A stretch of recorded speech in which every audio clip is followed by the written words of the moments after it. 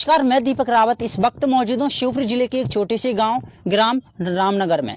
आइए जानते हैं यहाँ की जमीनी हकीकत के बारे में। यहाँ का सबसे बड़ा मुद्दा सड़क का है।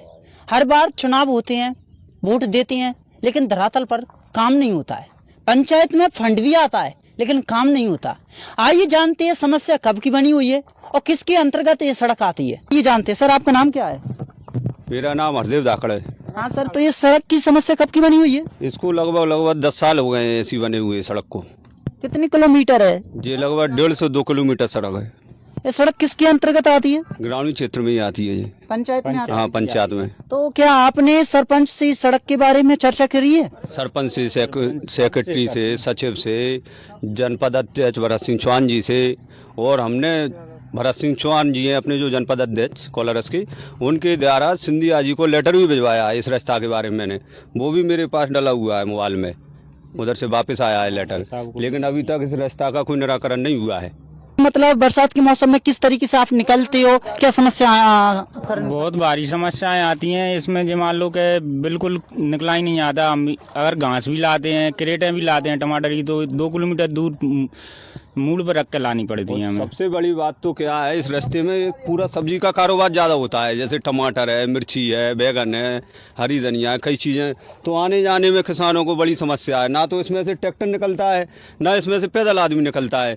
तो बड़े समस्या में ही मानो किसानों को। समस्या है कि एक बार अगर यहाँ से निकल कर खेत पर पहुँच गए ना, तो दोबारा घर आने की हिम्मत नहीं होती, या फिर घर आ गए तो दोबारा खेत पर जाने की हिम्मत नहीं होती। इतना ही परेशानी आती है, बहुत परेशानी आती है इसमें। हमने इस रास्ते के बारे में अपने जिला पंचायत अध्यक्ष अमित जी, उनको भी अवगत कराया है। उनको लेकर भी आए हम यहाँ तक रास्ते तक। उनको एक नहीं 2 बार अवगत कराया कि इस रास्ता का कैसे भी करके निराकरण कराया जाए। विधायक जी को भी 1-2 बार बुलाया हमने। 2-3 बार हमारी मीटिंग हुई है, उसमें भी लेटर दें। हमारा गाँव जब हमने सिंधिया जी को वोटिंग दी थी तो लगभग 0.5 से पीछे रह गया था, तो उसमें भी हमने आवेदन दिया था, लेकिन कोई सुनवाई नहीं हुई है। रास्ता ऐसे ही पड़ा हुआ है। और आवेदन देते हैं, किसी को बोलते हैं तो भाई आश्वासन दे देते हैं हो जाएगा, लेकिन कभी कुछ नहीं होता। लगभग बहुत सालें हो गई इस रास्ते को ऐसी ही पड़ी हुई है। तो देखिए, यहाँ पर एक समस्या बहुत ही ज्यादा गंभीर है कि सरपंच जी को दिया, विधायक जी को दिया, ज्योतिराज सिंधिया जी को दिया, लेकिन सड़क की हालत आप देख पा रहे हो। खुद आप देखिए कि सड़क की हालत कैसी है। क्या मैं आपसे पूछता हूं कि फंड आ रहा है? पंचायत में तो फंड आ रहा है, आपको पता है या नहीं है? मतलब पंचायत में तो फंड आता है कि नहीं आता हो? अब इस चीज की तो फंड जा कहाँ रहा है? आता होगा, लेकिन अब पता नहीं है इस चीज के बारे में तो। लेकिन रास्ता डलना चाहिए। जनप्रतिनिधि क्यों बनाते हैं? गांव का सरपंच बनाया, सेक्रेटरी बनाए हैं, सचिव बनाए हैं, तो इन्हीं सुविधाओं के लाने बनाए हैं, लेकिन सुविधाएं कोई नहीं मिल रही है ऐसी। हर रास्ता से परेशान है। जिन्हें ये पूरा रास्ता है तो पूरा ही रास्ता ऐसे डैमेज पड़ा है। यहाँ तो वो ठीक ठाक है और आगे और ज्यादा खराब है। बच्चे जिस समय से बच्चे निकल नहीं पाते, महिलाएं निकल नहीं पाती, और इधर लगभग कम से कम 18 से 20 परिवार आगे रहते हैं। 20 परिवार रहते हैं। बच्चे रोजाना स्कूल आते हैं, तो स्कूल आने में परेशानी आती है। कंधे पर रख के ना उनको स्कूल लेकर आते हैं छोड़ने के लाने।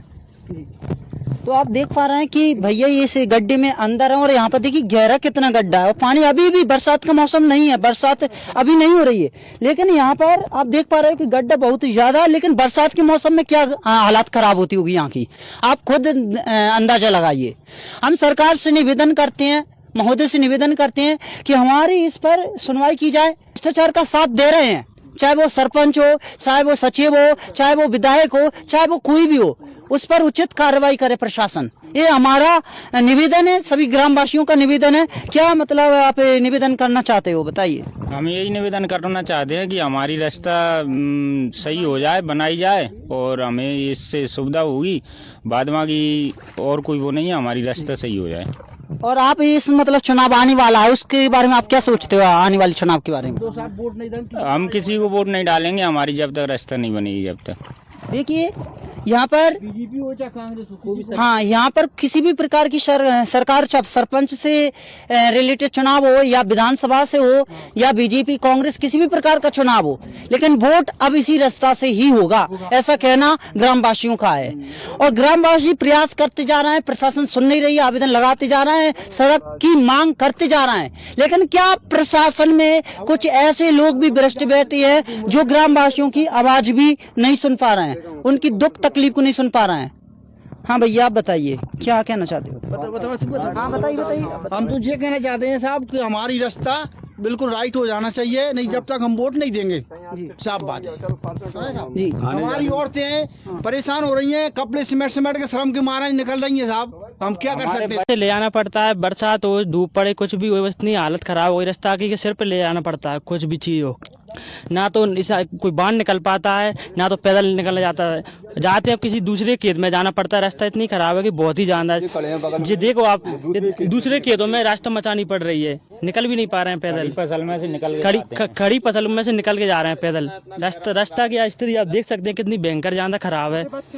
हम तो यही चाहते हैं कि अपनी रोड की जो शिकायत है वो क्लियर हो जाए। तो ग्रामवासी कहना चाहते हैं कि यदि प्रशासन हमारी सुनवाई नहीं करेगा तो हम आंदोलन भी कर सकते हैं। साथ में ये भी कहना है कि कुछ भी हो, जितनी भी प्रशासन ने योजना शुरू करी है शिकायत की, सभी पर करेंगे, चाहे सुने भी ना, चाहे वो RTI हो, चाहे वो कुछ भी हो, सब पर हम शिकायत करेंगे जब तक हम बंद नहीं रहेंगे, जब तक प्रशासन हमारी सुन ना ले। और जो भ्रष्टाचार लोग कर रहे हैं, ग्रामवासियों के दर्द को नहीं समझ रहे हैं, उन पर जब तक सरकार उचित काम नहीं करेगी तब तक हम पीछे नहीं हटेंगे, ऐसा कहना ग्रामवासियों का है। बताइए भैया। बिल्कुल नहीं हटेंगे साहब पीछे जब तक हमारी रास्ता क्लियर नहीं हुई, चाहे कुछ भी करना पड़े। इसको बहुत साल हो गए इसको खराब हुए, कम से कम 4-5 साल हो गए ऐसी स्थिति है बिल्कुल निकलने में बहुत जान। दिन से पानी बरसता है तो ये मान के चलो कि लास्ट में दीपावली के बाद में ही रास्ता सूख पाती है, नहीं तो जिस दिन से पानी गिरना चालू है ना उस दिन से ही खराब हो जाती है रास्ता। तो ट्रैक्टर भी कट चुका है इसमें, बहुत ज्यादा खराब है। तो रास्ता को आप देख कर ही पता लग रहा होगा कि रास्ता कितनी खराब है। आगे भी आपको दिखाई थी और ये रास्ता भी आप देख पा रहे हैं। और ऐसे गड्ढे जाने कितने इस रास्ते में बहुत ज्यादा है। यहाँ पर मजदूर भी काम कर रहे हैं, सभी किसान भाई काम भी कर रहे हैं, लेकिन ये मेहनत कैसे रंग लाएगी जब सड़क खराब है। बहुत ज्यादा परेशान होना पड़ता है फसल को बेचने के लिए। सरकार से हम निवेदन करते हैं इस सड़क को बनवा कर हमारी सुविधा का हमें सुविधा